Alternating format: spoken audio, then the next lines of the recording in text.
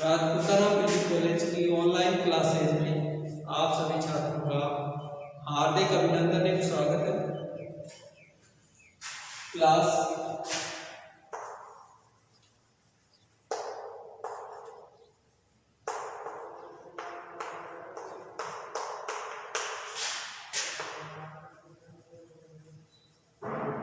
MSc final math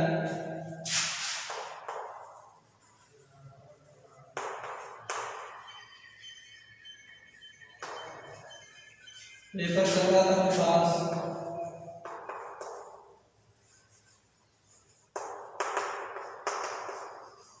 theory of relativity,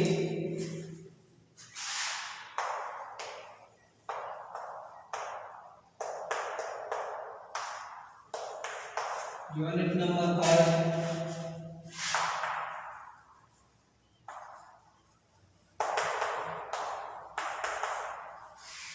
और इसमें भी आपको पहले प्रॉब्लम देखो,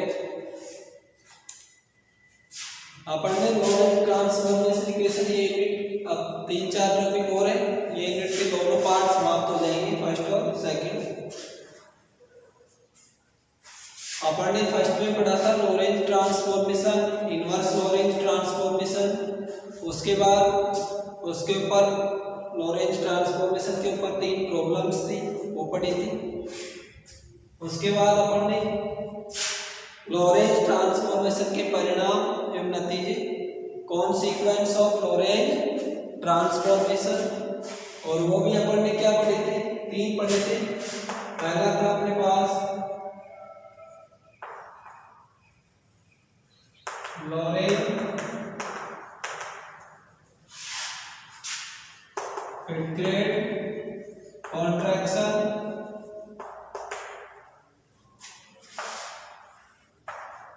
दूसरा था टाइम डायलेशन,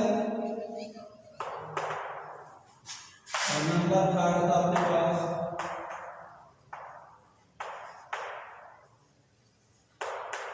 साइमल्टेनियस, समकालिकता या समकालिक। ये था लॉरेंट के अनुसार लंबाई में संकुचन, समय पश्चातता और साइमल्टेनियस। इन तीनों के बारे में अच्छे से पढ़ा दिया था। तीनों टॉपिक यदि एक साथ आते हैं या 2 टॉपिक पूछे जाते हैं इनमें से तो अपने पास 20 नंबर का मैटर होता है। यदि अलग अलग पूछे जाते हैं तो 10 नंबर।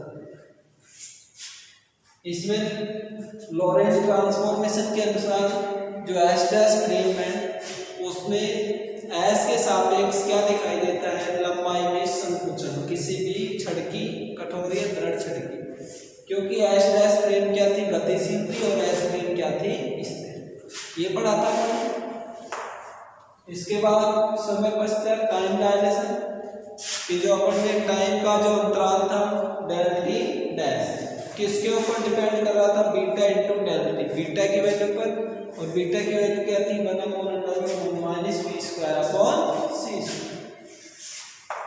और तीसरा था साइमल्टेनिटी, मतलब जब भी कोई 2 घटनाएं एक साथ एक समय पर घटित हो तो वो घटनाएं क्या कहलाती है, समकालिक। तो एस फ्रेम में तो वो संभव है जबकि 2 घटनाएं एक साथ घटित हो सकती है, क्योंकि एस फ्रेम क्या है, स्थिर। परंतु एस डैश फ्रेम में कोई भी 2 घटनाएं अलग अलग स्थानों पर एक समय पर घटित नहीं हो सकती। ये प्रूव किसने किया था, अपन ने साइमल्टेनिटी, समकालिकता। अब नेक्स्ट टॉपिक अपने पास लॉरेंट ट्रांसफॉर्मेशन के ऊपर problem number 4।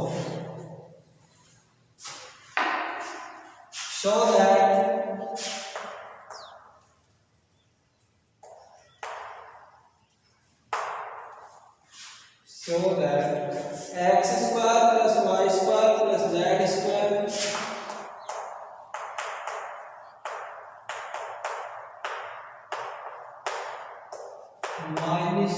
c² t² is Lorentz invariant।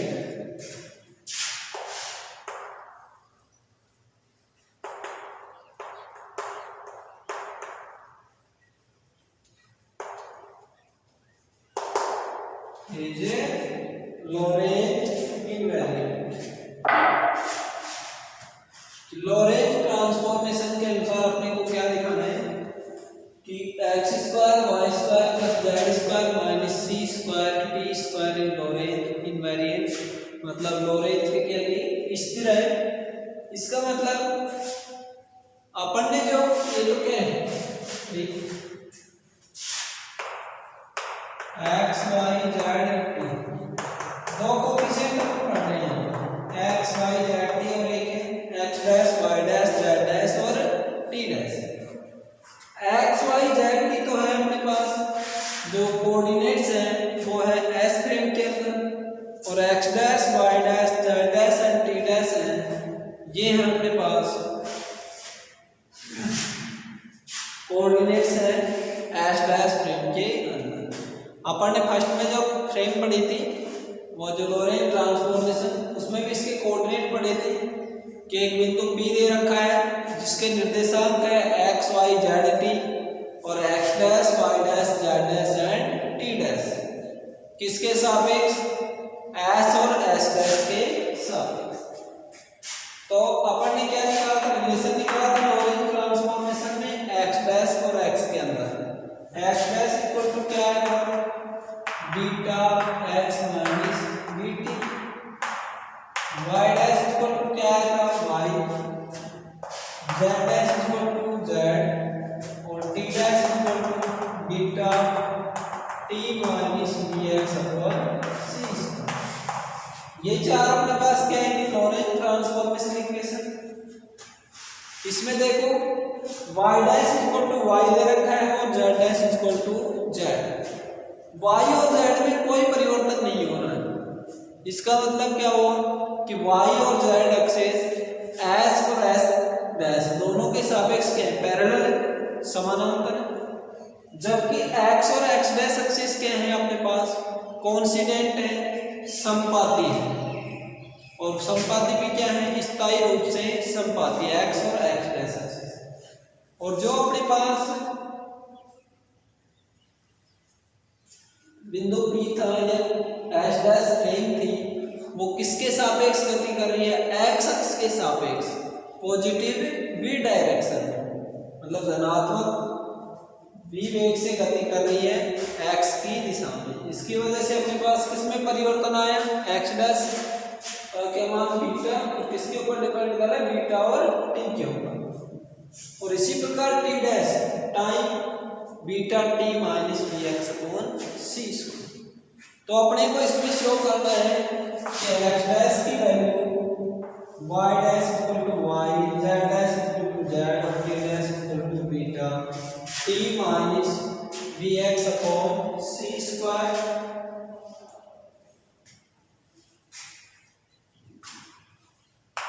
X dash का स्क्वायर, वाई डैश का स्क्वायर, जेड डैश का square minus C square T dash का स्क्वायर। यदि इनमें रखें तो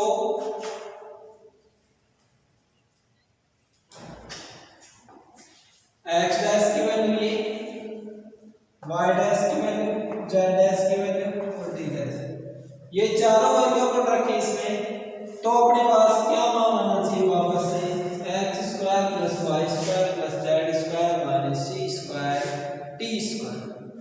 तब क्या सिद्ध होगा कि लोरेंज ट्रांसफॉर्मेशन क्या है स्थिर है, यानी कि एक्स डैश की वैल्यू वाई डैश की, जेड डैश की और टी डैश की वैल्यू रखने पर अपने पास क्या ही मान आता है एक्स वाई जेड और T.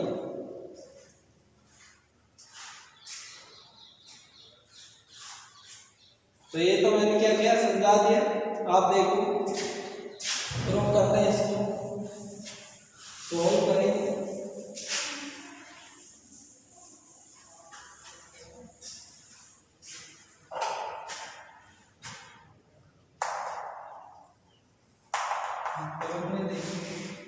From Lorentz transformation equation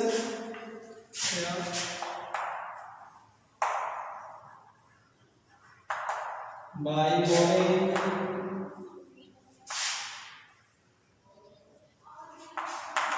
transformation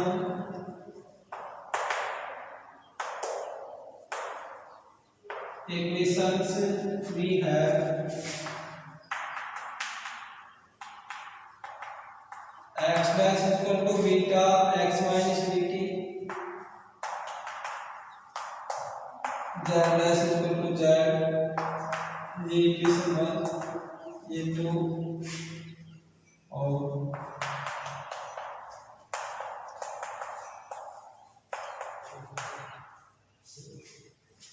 t dash is equal to beta t minus vx upon c square।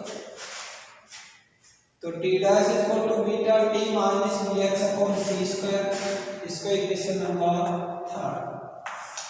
ये इक्वेशन आ गई। अपने को तो क्या दिखाया है कि ये दिखाना है लॉरेंट इनवेरिएंट स्थिर है, तब क्या लेंगे x dash square y dash square z dash square और c square t dash square, इसकी वैल्यू रखेंगे कि भैया x dash स्क्वायर की y dash square z dash square और c square t dash square की वैल्यू किसके बराबर है, x square y square plus z square minus c square t square. और यही अपने को क्या करना है, शो करना है।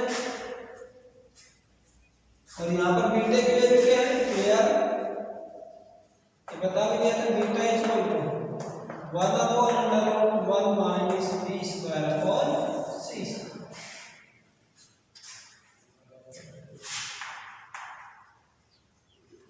Therefore x dash square y dash square plus z dash square minus c square t dash square is, ये निकाले तो इसकी वैल्यू निकालनी है अपने को, और इसकी वैल्यू किसके बराबर आनी चाहिए, ये। अब देखो x dash की वैल्यू रखो क्या है, बीटा x माइनस bt का whole square, y dash equal to y square, z dash equal to z square minus c square. बताओ t डैश की, फिर से t डैश की वैल्यू क्या है, beta t minus vx upon c square और इसका होल स्क्वायर। एक बार ये नोट कर लो, स्क्रीनशॉट ले लो।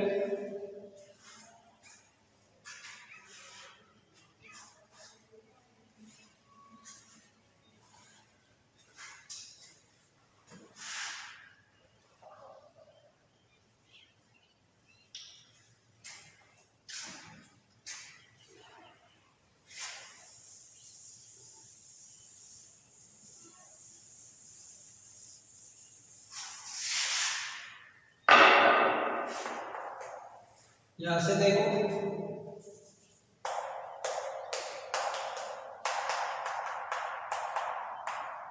z dash square minus c square t dash square,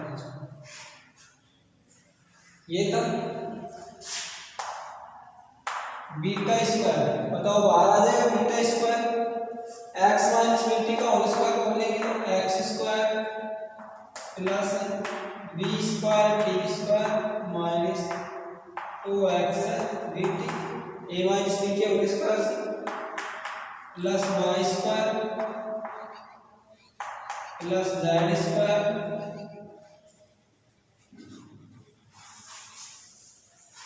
minus, देखो क्या बच गया अपने पास, माइनस c स्क्वायर। बताओ इसको बीटा स्क्वायर बार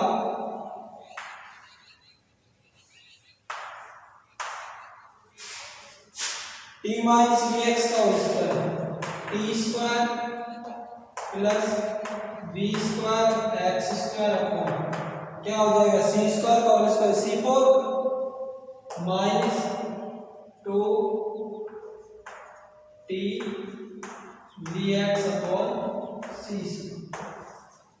और इसका ये हो जाएगा,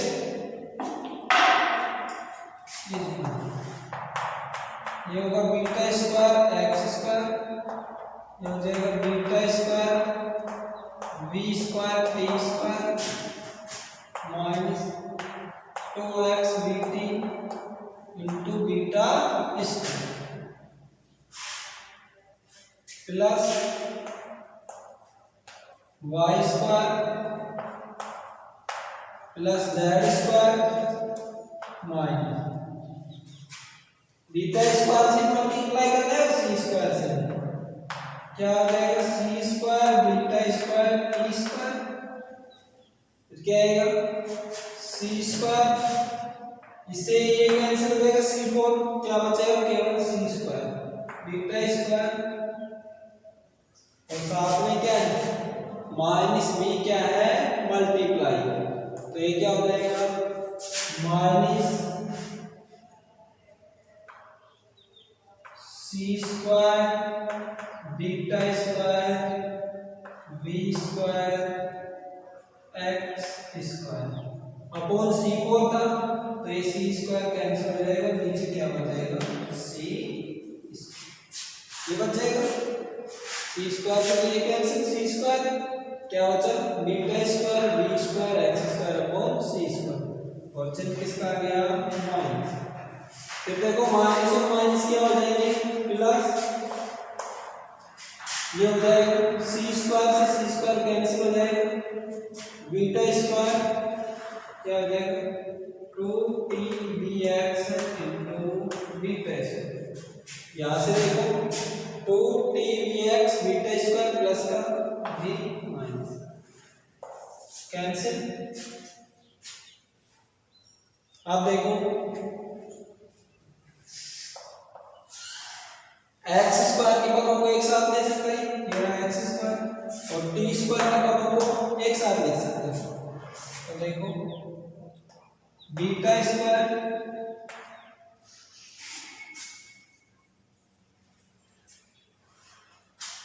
इसमें भी बीटा स्क्वायर इसमें भी, क्या हो जाएगा यहाँ से 1 minus B square upon C square into X square, तो एक्स स्क्वायर मल्टीप्लाई में यहाँ भी X square 1 minus B square upon C plus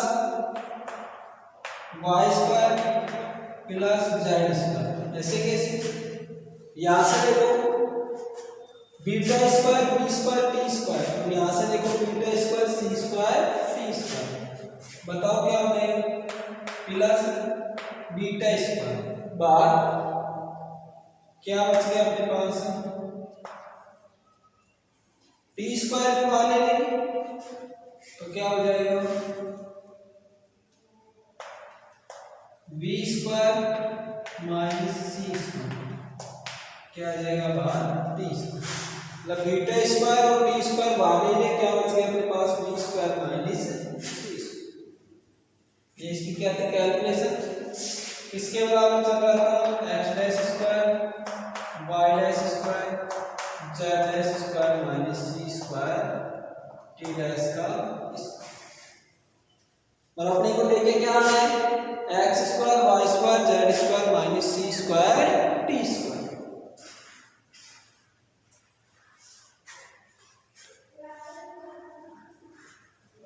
तो यहां से देखो ये तो आ जाएगा अपने पास एक्स स्क्वायर, क्योंकि ये मैंने बता ही दिया था we no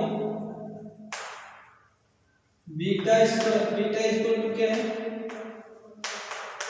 1 upon under root 1 minus B square upon C square, तो बीटा स्क्वायर इक्वल टू क्या आ जाएगा 1 upon 1 minus B square upon C square, आ जाएगा beta equal to 1 minus B square upon C square,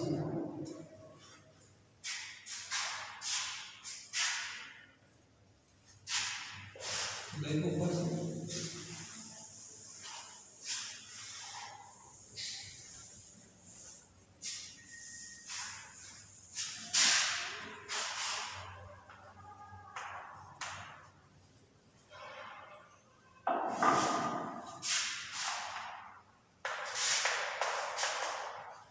y dash का square z dash का square equal beta square की value क्या है 1 upon 1 minus B square upon C square, और ये क्या होगा 1 minus B square upon C square into cancel, क्या बच गया, केवल X square plus Y square plus Z square. 3 step तो आ गई अपने पास, एक्स स्क्वायर आ गया, वाई स्क्वायर, जेड स्क्वायर। आप केवल क्या लेके आना, सी स्क्वायर है ही अपने पास, सी स्क्वायर और टी स्क्वायर ये लेके आना है। तो ये देखो माइनस, एक तो पहले चिन्ह क्या ले रहे हैं माइनस, तो माइनस ही ऐसे बाहर ले लो, तो क्या आ जाएगा अपने पास माइनस बीटा स्क्वायर, ये क्या आ जाएगा टी स्क्वायर को बोल C square minus B square, मतलब क्या होगा माइनस बाहर ले लेंगे beta square T square equal to C square minus B square.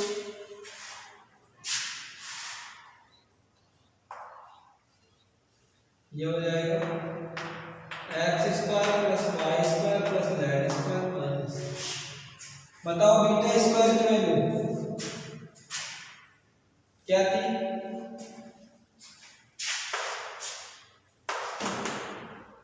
One upon one minus B square upon C square. तो इसको क्या लिख सकते हैं अपन, C square minus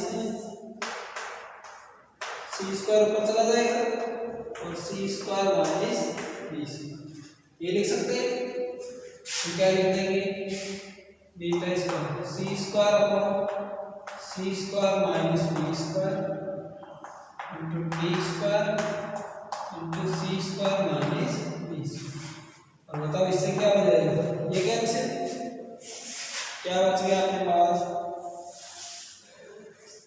x dash का स्क्वायर वाई डैश का स्क्वायर जेड डैश का square minus C square T dash का square X square Y square plus Z square minus C square T,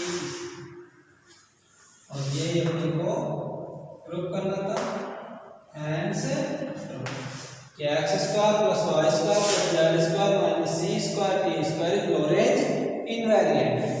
क्या है, इसलिए यदि डैश में हो चाहे एस में हो या चाहे एस प्लेन में हो, दोनों में क्या होंगे कोऑर्डिनेट्स इक्वल। ये अपने को आप नोट करें इसको।